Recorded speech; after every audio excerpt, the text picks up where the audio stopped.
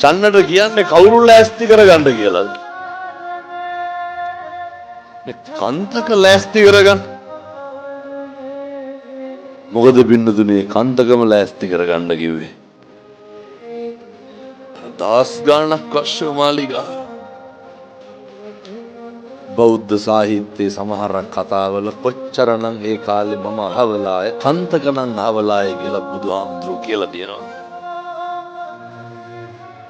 පින්නතුනි යශෝදරා උත්තමාවී ආනන්ද හාමුදුරුවෝ කන්දක චන්න අගසව් දෙනම මුළු සංසාරේ පුරාවට බොහෝ තැන්වල එකට ඉඳලා තියෙනවා. කන්තකත් එක්ක නේරංජනාව තරණය කරලා ඉවර වුණාට පස්සේ කන්තකට තේරෙනව මොකද්ද? පින්නතුනේ මේ කල්ප ගානක් සංසාරේ එකට ආපු ගමනක් අද නිමා කරනවා. කන්තක ආත්ම කීයක් නම් සිද්ධාර්ථ බෝධිසත්වෝ ස්වාමියා කොටගෙන ඉන්න ඇද්ද? ආත්ම කීයක් ඉන්නද?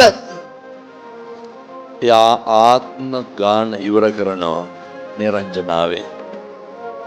පින්නතුන් රංග ආභරණ ටික ගලවනකොට කන්තකට තේරෙනවා මොකක්ද තේරෙන්නේ? අයිබෝධ සත්‍යෝ යන්නේ ආත්ම ගානක් සංසාරේ ස්වාමියා විදියට හිටපු කෙනා අය ආපහු යන්නේ නැහැ. පින්නතුන් කන්තක ක්ලාන්ත වෙනවා. දෙවනි පාර කන්තක නැගිටිනකොට බෝධිසත්වෝ කෙස්සටිය කපනවා.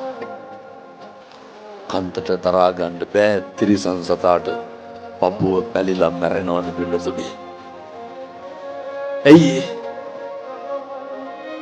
සංසාරගත බැඳීම් තියෙන්න ඕන කල්යාණ මිත්‍රත්වයන් සංසාරේ පුරාවට නඩත්තු වෙලා තියෙන්න ඕන.